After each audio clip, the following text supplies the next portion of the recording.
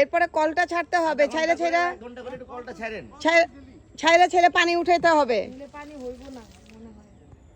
প্রতিদিনই আধা ঘন্টা 1 ঘন্টা হইতো, আমার আবার 4-5 হাজার টাকার পানি উঠাইতে হইব 10,000 টাকার 2 মাসে। ভর্তি হলে 8-10টা আদনা রাখতে হবে। হ্যাঁ, পুকুরে নামার আগে 8-10টা আদনা মারলে ওই মানে কিছু থাকলে থাকলেও চলে যাবে।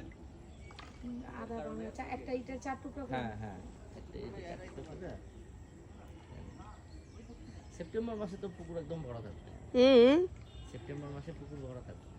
আল্লাহ, গত সেপ্টেম্বরে আমরা ঝাপাঝাপি করলো না, শিলারি না ড্রপ মারলো। সেপ্টেম্বরেই তো মারলো নাকি? সেপ্টেম্বর অক্টোবরের দিকে।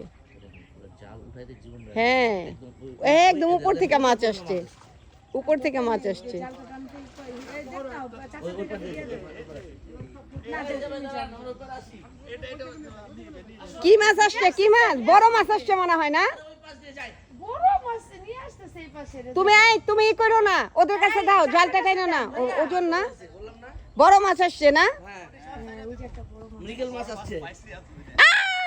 অনেক বড় তো এই মাছটা। যাও যাও নামো, যাও দেখে আসো।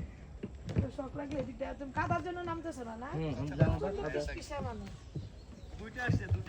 বড় ভাই নিয়ে চলে আসেন এদিকে।